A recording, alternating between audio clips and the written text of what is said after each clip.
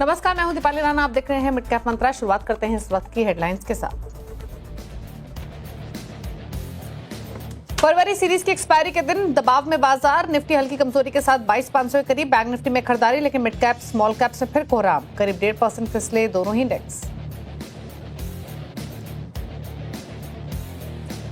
Cable कारोबार में UltraTech की एंट्री से केबल और वायर शेयरों में शॉर्ट सर्किट। के इंडस्ट्रीज 19% तो पॉलीकैब 15% टूटा। वहीं हेवल्स, फिनोलेक्स और आरआर केबल में भी 5 से 14% की गिरावट। आज के बिग स्टॉक में सुबह किया गया था एनालिसिस।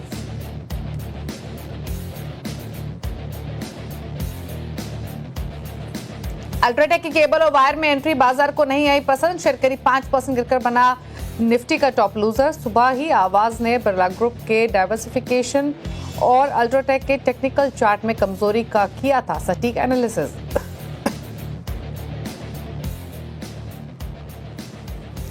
आरबीआई की ओर से रिस्क वेटेज बढ़ाने का फैसला वापस लेने से बैंकिंग और एनबीएफसीज में जोरदार तेजी। 6% के उछाल के साथ एयू बैंक बना वायदा का टॉप गेनर। वहीं एनबीएफसीज में बजाज फाइनेंस, चोला, बजाज फिनसर्व, श्रीराम फाइनेंस में 3 से 5% की तेजी।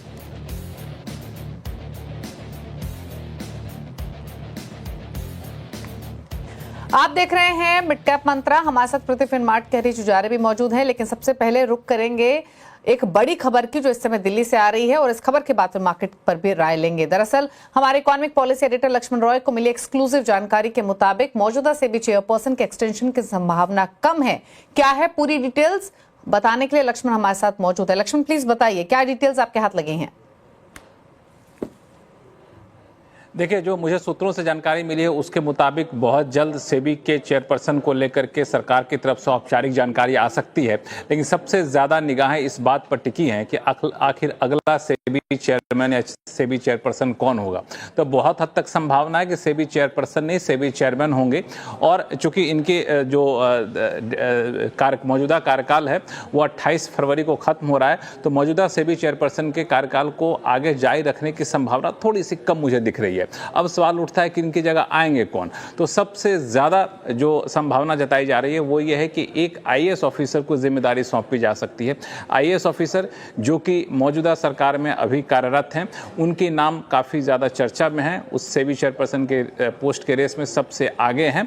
पिछले 48 घंटों में जब मैं इन सारे चेक कर रहा था कि कौन बन सकता है, अगले लोगों से पूछ रहा था, तो पिछले 48 घंटे में अचानक से एक नया नाम निकल कर सामने आया है। वो आईएएस नहीं है, वो आईआरएस हैं, इंडियन रेवेन्यू सर्विस के हैं, और 1990 बैच के हैं। उससे आगे का खुलासा मैं नहीं करूंगा। 1990 बैच के आईआरएस ऑफिसर हैं, उनका नाम अचानक से इस रेस में आ गया है। तो हो सकता है कि इनके नाम पर मुहर लगते हुए आपको दिखे। और बता दूं कि वित्त मंत्रालय ने इसके लिए एक विज्ञापन निकाला था, और विज्ञापन निकालने के बाद जो है सो लोगों से राय आवेदन मंगाए गए थे। जो आवेदन मंगाए गए थे उसमें से कुछ मौजूदा आईएएस ऑफिसर ने आवेदन किए थे, कुछ ऐसे भी लोगों ने आवेदन किए थे जो रिटायर कर गए हैं लेकिन आईएएस ऑफिसर हैं, उन्होंने भी आवेदन किया था। अब कुछ ऐसे भी लोग थे जो सेबी में भी मौजूद हैं, उनमें से एक आध लोगों ने आवेदन किया था, ऐसा सूत्र बता रहे हैं।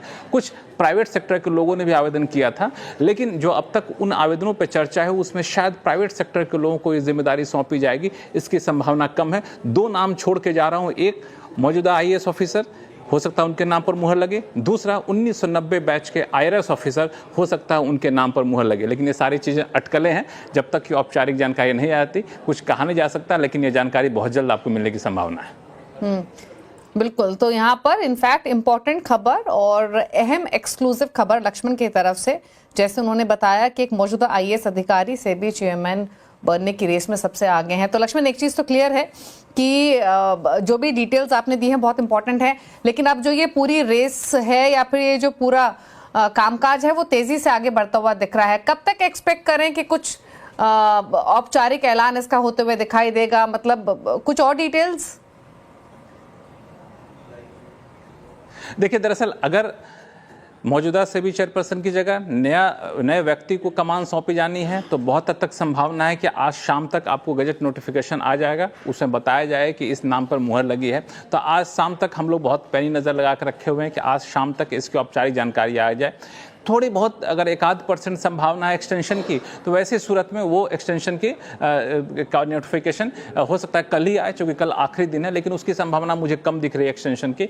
तो मौजूदा नाम की संभावना जो है वो मुझे लग रहा है कि आपको बहुत जल्द आज शाम तक या कल सुबह तक ये आ जाएगा, क्योंकि कल आखिरी दिन है। तो जो भी होंगे उनको एक जा करके कमान भी संभालनी पड़ेगी, जिम्मेदारी भी संभालनी होगी। तो इसके लिए एक जो प्रक्रिया होती है, वो जिन लोगों ने आवेदन किया उनके नामों की छटनी की गई, छटनी करके वित्त मंत्रालय में इस विचार किया गया। उसके बाद ये प्रधानमंत्री कार्यालय में गया, प्रधानमंत्री कार्यालय में इस विचार किया गया। उसके बाद अपॉइंटमेंट कमेटी ऑन कैबिनेट जो है एससीसी, उसकी तरफ से उसको मंजूरी दी जाती है और फिर जाके इस नाम का ऐलान होता है। आज शाम तक नजर रखिए। चलिए, शुक्रिया लक्ष्मण ये एक्सक्लूसिव डिटेल बताने के लिए। तो उम्मीद यही है कि आज शाम तक क्लैरिटी सामने होगी, लेकिन एक चीज़ तो क्लियर है कि नेक्स्ट सेबी चेयरपर्सन एक ब्यूरोक्रेट हो सकता है। जो डिटेल्स यहाँ पर लक्ष्मण ने हमारे साथ शेयर की, एक मौजूदा आईएएस अधिकारी ऑलरेडी रेस में सबसे आगे हैं और शाम तक एक्सपेक्टेड है कि इसका ऐलान होते हुए दिखाई देगा। तो नजरें बनी हुई हैं, लेकिन थैंक यू लक्ष्मण ये एक्सक्लूसिव डिटेल्स डाइव इन करने के लिए। लेकिन चलिए मार्केट्स की तरफ लौटते हैं और मार्केट्स में आज काफ़ी मिक्स्ड माहौल देखने को मिल रहा है। मिड कैप स्मॉल कैप की तरफ देखेंगे तो वहाँ पर जोरदार गिरावट देखने को मिल रही है। बैंक निफ्टी को देखेंगे तो वो मजबूती दिखा रहा है और निफ्टी एक दायरे में कारोबार कर रहा है। हालांकि आज फरवरी सीरीज की एक्सपायरी भी है, लेकिन उससे ठीक पहले काफी मिक्स्ड मोमेंटम मार्केट में देखने को मिल रहा है। निफ्टी आपकी स्क्रीन पर दिन के लोअर लेवल्स के आसपास ही ट्रेड कर रहा है, 22,531 के लेवल्स देखने को मिल रहे हैं। सेंटीमेंट्स ऑल्दो मार्केट्स में कमजोर बने हुए ऑलरेडी हैं ही। अगर पॉकेट्स भी देखेंगे तो आज के मार्केट में सिर्फ 1-2 पॉकेट्स ही आपको ऐसे दिखाई देंगे जो कि हरे निशान में ट्रेड कर रही हैं। अदरवाइज ज्यादातर सेक्टर्स लाल निशान में ही हैं, ऑल्दो निफ्टी बैंक भले हरे निशान में क्यों ना हो। इनफैक्ट बैंक्स और फाइनेंशियल सर्विसेज ये दो ही ऐसे सेगमेंट्स हैं मेजरली जहां पर बायस पॉजिटिव आज के कारोबार में देखने को मिल रहा है। अदरवाइज अगर आप देखेंगे आज के कारोबार में तो Nifty realty, energy, auto, PSU banks, FMCG, pharma, IT सभी लाल निशान में ही कारोबार कर रहे हैं। ब्रेथ भी मार्केट की नेगेटिव ही दिखाई देगी क्योंकि सेल ऑफ है ब्रॉडर मार्केट में, मिड कैप स्मॉल कैप्स में, इसीलिए गिरने वाले स्टॉक्स कहीं ज्यादा है इन कंपैरिजन टू बढ़ने वाले। एक बार एनएससी स्टैट्स और क्विकली आपकी स्क्रीन पर लेकर आते हैं और जिससे एक आइडिया लगेगा कि बढ़ने गिरने वाले स्टॉक्स की संख्या क्या है। हालांकि जिस तरीके से सेल ऑफ हम देख रहे हैं मिड कैप स्मॉल कैप में, गिरने वाले स्टॉक्स कहीं ज्यादा हैं। 2182 स्टॉक्स हैं जो कि गिरावट के साथ ट्रेड कर रहे हैं, 443 स्टॉक्स हैं जो कि हरे निशान में कर रहे हैं कारोबार। ट्रेडिंग स्ट्रैटेजीज क्या कुछ हो सकती हैं इस मार्केट में, इस पर करते हैं बातचीत। हरीश उजारे हमारे साथ बने हुए। हरीश नमस्कार, बताइए पहले तो इंडेक्स पर राय को ट्रेड लेंगे या अवॉइड करेंगे? मुझे लग रहा है कि निफ्टी में कुछ मेजर चेंजेस नहीं रहेंगे। आज का एक्सपायरी डेट है और मुझे लग रहा है कि एकदम स्टिफ रेंज में चलेगा। ऊपर की ओर 22,600 के आसपास रेजिस्टेंस है और नीचे 500 के बाद भी सपोर्ट जोन है। तो मुझे लग रहा है कि मेजरली एक साइडवेज जोन ही रहेगा आज के लिए। तो मुझे लग रहा है कि कुछ मेजर चेंजेस होने वाले हैं निफ्टी में।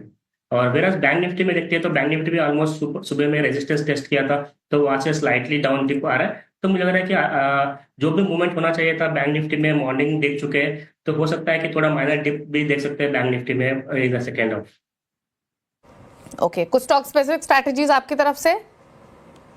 मेरे हिसाब से स्टॉक स्पेसिफिक में 2 स्टॉक्स है। एक पहला आएगा एसआरएफ अगर देखा है तो एक लंबा कंसोलिडेशन के बाद ब्रेकआउट दिया था पिछले हफ्ते में, एक ट्रायंगल ब्रेकआउट फॉर्मेशन है और 2-3 दिन पहले करेक्शन में प्रॉफिट एकदम सपोर्ट से बाउंस बैक कर रहा है। तो मुझे लग रहा है कि एसआरएफ बाय करने की राय है कुछ पोजिशनल के लिए और टारगेट्स बनेंगे। मुझे लग रहा है कि 3000 और 3100 के ऊपर तक एक्सपेक्ट कर सकते हैं। वह नीचे के सपोर्ट जोन है 2700 का, ये स्टॉप लॉस लेके चलना चाहिए एसआरएफ में। ओके, तो एसआरएफ 2840 के आसपास ट्रेड कर रहा है, 72 रुपए ऊपर, यानी 2.5% की मजबूती स्टॉक में देखने को मिल रही है आज के सेशन में। लेकिन आज के कारोबार में 2 तो ऐसी पॉकेट्स हैं डेफिनेटली जहां पर सबसे ज्यादा फोकस आज इन्वेस्टर्स ट्रेडर्स का है, एक तेजी की तरफ एक मंदी की तरफ। आरबीआई से जो रिलीफ मिली है उसके बाद हमने बैंक्स एनबीएफसीज में अच्छी रौनक देखी है। इनफैक्ट एनबीएफसीज अगर आपके सामने लेकर आए, श्रीराम फाइनेंस, चोला फाइनेंस, एमएनएम फाइनेंशियल, जोरदार मजबूती के साथ ये स्टॉक्स कारोबार कर रहे हैं आज के सेशन में। तो जो एनबीएफसीज हैं, फाइनेंशियल स्पेस है, वो आज शाइन कर रहा है कमजोर मार्केट सेंटीमेंट के बीच में। दूसरी तरफ एक पॉकेट जहां पर सबसे ज्यादा गिरावट देखने को मिल रही है वो है वायर्स और केबल से जुड़े हुए सेगमेंट्स, और यहाँ पर अल्ट्राटेक सीमेंट के फोरे होने की खबरों की वजह से हम ज़्यादातर इस क्षेत्र की कंपनियों में गिरावट देख रहे हैं। के इंडस्ट्रीज तो 19-20% तक लुढ़का हुआ है आज के कारोबार में। इन दोनों ही पॉकेट्स पर फोकस करेंगे। यतिन हमारे साथ मौजूद रहेंगे, उनसे समझेंगे कि एग्जैक्टली क्या खबरें हैं और क्या लाइकली इम्पैक्ट देखने को मिल रहा है। लेकिन उससे पहले एक स्टॉक पर राय ले लेते हैं। एक बार एनबीएफसीज में चोला फाइनेंस, श्रीराम फाइनेंस ऑलरेडी हालांकि एक रनअप दिखा चुके हैं, बट क्या करें एग्जिस्टिंग पोजीशन होल्डर्स इन दोनों स्टॉक्स में? मुझे लग रहा है चोला फाइनेंस एक अच्छा खासा ब्रेकआउट दिया और 200-डे मूविंग एवरेज के ऊपर टिक रहा है, तो मुझे लग रहा है ये कंसिस्टेंटली ऊपर रहेगा और भी। तो ऊपर की ओर मुझे लग रहा है कि 1500 तक चांसेस है ऊपर जाने का। अगर कोई होल्ड बाइंग है और होल्ड कर रहा है तो मुझे लग रहा है कि 1360 के स्टॉप के साथ होल्ड करना चाहिए और 1500 के लेवल्स ऊपर एक्सपेक्ट कर सकते हैं करंट लेवल से। ओके, तो ये रही चोला फाइनेंस पर 1646 के आसपास कारोबार कर रहा है। अभी भी 5% की तेजी स्टॉक में देखने को मिल रही है। पूरी ही एनबीएफसीज में इनफैक्ट जो मोमेंटम है आज के कारोबार में वो पॉजिटिव ही है। अच्छा, जुबलेंट फूड वर्क्स एक स्टॉक लेकर आते हैं। हालांकि सेलेक्ट एफएमसीजी में आज हमने बाइंग देखी है और जुबलेंट फूड वर्क्स की बात करें तो यहाँ पर एक मोमेंटम पॉजिटिव बना हुआ है। 1% ऊपर ये स्टॉक कारोबार कर रहा है और स्ट्रेंथ इस स्टॉक में देखने को मिली। एक बार देखिए स्टॉक को 687 के लेवल्स पर क्या राय रहेगी? मुझे लग रहा है कि इसका अभी भी चार्ट पैटर्न एक साइडवेज ही है। मेजरली ऊपर की ओर देखा जाए तो 725 के आसपास रेजिस्टेंस जोन है, तो जब तक ये क्रॉस नहीं करता है मुझे लग रहा है कि साइडवेज ही रहेगा। और अगर कोई होल्ड कर रहा है तो मुझे लग रहा है कि ऊपर लेवल से अगर मिलता है तो एग्जिट करना थोड़ा बेटर रहे, क्योंकि इसका मेजर रेंज देखा है तो नीचे के ओवर 650 के आसपास सपोर्ट जोन है, ऊपर 725 के पास रेजिस्टेंस जोन है। तो मेजरली एक साइडवेज रेंज में कंसोलिडेट कर रहा है फिलहाल के लिए जुबलेंट फूड वर्क्स। ओके, एक स्टॉक और लेकर आते हैं आपकी स्क्रीन पर, वो है वोल्टास का। 1306 के आसपास ये कारोबार कर रहा है, 2% से ज्यादा मजबूत है। वॉलेटाइल रहा है पिछले कुछ सेशंस में, लेकिन ट्रेंड मोरलेस इसका पॉजिटिव साइड पर ही रहा है।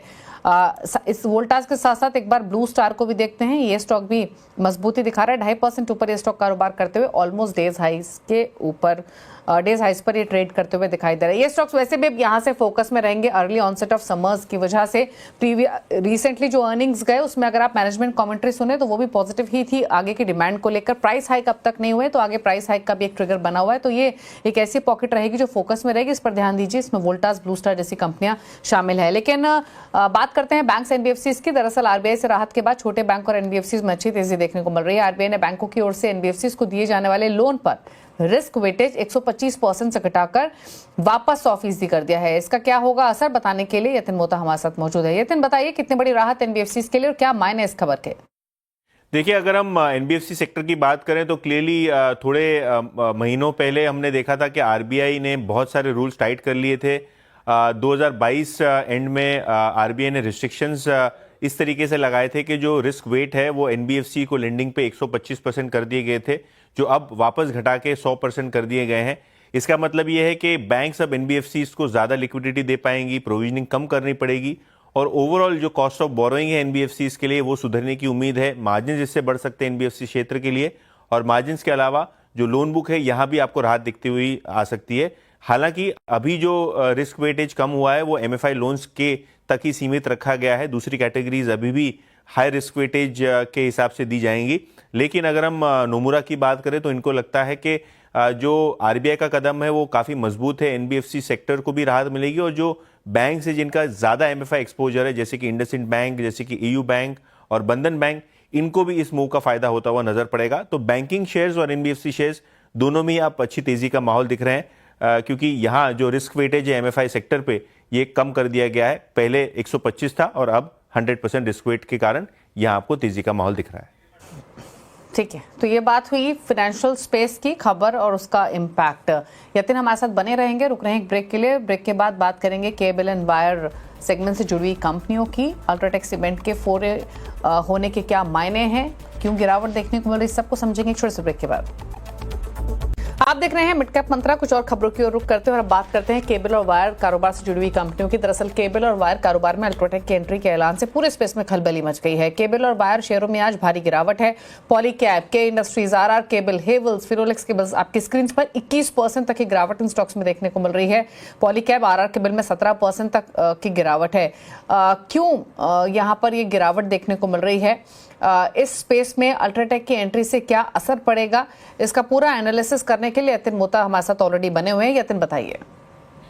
देखिए, अल्ट्राटेक की एंट्री के बाद केबल शेयरों में आपने शॉर्ट सर्किट देखा है। 15, 20, 25% तक शेयर्स आपको नीचे जाते हुए दिखाई पड़े हैं और इसका रीजन है कि जो केबल एंड वायर इंडस्ट्री है, यहाँ एक बड़े प्लेयर का आगाज हो गया है।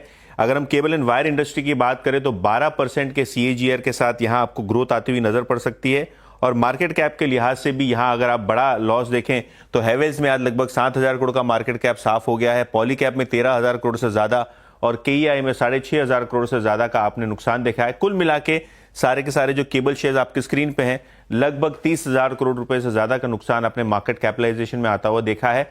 हालांकि जो प्लेयर एंटर हो रहा है बाजार में अल्ट्राटेक, यहां भी आप देखेंगे तो मार्केट कैप में लगभग 15,000 करोड़ तक का आपने नुकसान देखा है। ओवरऑल क्यों ये आपको इंपैक्ट आती हुई नजर पड़ रही है? क्योंकि वैल्यूएशन के लिहाज से केबल शेयर्स अभी भी महंगे हो चले हैं। अगर हम बात करें हैवेल्स की और KEI इंडस्ट्रीज की तो 50 से 65 टाइम्स के PE रेशियो पे आपको ट्रेलिंग बेसिस पे ये स्टॉक्स ट्रेड करते हुए नजर पड़ेंगे। इसके अलावा जो छोटी कंपनियां हैं, RR काबेल, पॉलीकैब और फिनोलेक्स केबल्स, यहां भी आप देखेंगे तो वैल्यूएशंस रिच हैं। तो ऊपर के लेवल से वैल्यूएशंस आपने करेक्ट होते हुए देखे हैं। क्यों? क्योंकि एक भय है नए प्लेयर के एंट्री का और हमने ग्रासिम में देखा है कि पेंट्स इंडस्ट्री में एंट्री के बाद एशियन पेंट्स के मार्केट शेयर लॉस भी हुए हैं और वैल्यूएशन भी कंप्रेस हुआ है। अगर हम बात करें अभी अल्ट्राटेक सीमेंट, बहुत बड़ी नेटवर्थ, लगभग 80,000 करोड़ से ज्यादा का आपको ग्रॉस ब्लॉक यानी प्लांट एंड मशीनरी सेगमेंट आता हुआ नजर पड़ेगा। उसके सामने ये कंपनियां सारी छोटी हैं। हैवेल्स का ग्रॉस ब्लॉक अगर आप देखें तो 5600 करोड़ का है, पॉलीकैब का लगभग 4,000 करोड़ के आसपास का है, KEI industries, RR cable, Finolex cable का भी अगर आप देखें तो 1000 करोड़ से कम ही आपको ग्रॉस ब्लॉक होता हुआ दिखाई पड़ रहा है। और इस माहौल में आप देखेंगे तो अल्ट्राटेक ने 1800 करोड़ रुपए का केपेक्स अनाउंस किया है जो अगले 2 सालों में वो स्पेंड करेगा। पॉलीकैब अपने FMEG बिजनेस के साथ मिलकर लगभग 8,000 करोड़ का केपेक्स अनाउंस कर चुका है अगले 5 साल के लिए। हैवेल्स अगर आप देखें तो 1000 करोड़ के आसपास का वो केपेक्स करेंगे और अगर हम दूसरी कंपनीज की बात करें तो 1200 करोड़ रुपए के आसपास अगले 2 से 3 साल में निवेश की उनकी योजना है। तो कहीं ना कहीं अगर हम अल्ट्राटेक सीमेंट की बात करें तो उनका ऑलरेडी एक बड़ा डिस्ट्रीब्यूशन नेटवर्क है और कहीं ना कहीं जो एड्रेसेबल मार्केट है लगभग 1.25 लाख करोड़ की, ये काफी लुभावनी है, जिसके कारण अल्ट्राटेक की एंट्री के आगाज से कहीं ना कहीं ग्रोथ पे प्रेशर बनता हुआ नजर पड़ सकता है। इसके बाद आपने पूरे केबल इंडस्ट्री में एक डाउनवर्ड प्रेशर देखा है। शुक्रिया इतन आपका ये डिटेल्स बताने के लिए। तो ये कंप्लीट एनालिसिस अल्ट्राटेक की एंट्री के क्या मायने हैं बाकी कंपनीज के लिए और मार्केट कैप क्यों इन कंपनियों के साफ होते हुए आज के कारोबार में दिखाई दी है। रुक रहे एक ब्रेक के लिए, ब्रेक के उस पर खिलाड़ी नंबर 1 का अपडेट जल्द वापस आते हैं। मिड कैप अंतरा अब बात करते हैं खिलाड़ी नंबर 1 के अपडेट की। इस हफ्ते मुकाबला चल रहा है सिमको सिक्योरिटीज को मेहरा, वेवस्ट्रेटजी.com के आशीष क्यार और इकोनॉमिक्स रिसर्च के पंकज रांदर। रिटर्न की स्थिति आपकी स्क्रीन पर हफ्ते की शुरुआत से लीड कर रहे हैं आशीष, इकलौते पॉजिटिव रिटर्न्स लैंड करते हुए 4.5% के। ओमेरा का पोर्टफोलियो नेगेटिव 3.91% के रिटर्न्स दे रहा है। पंकज का पोर्टफोलियो -4.88% के रिटर्न्स लैंड कर रहा है। ये रहा अपडेट। इसी के साथ एक ब्रेक के उस पर आप देखिए न्यूयॉर्क कंपनी। नमस्कार।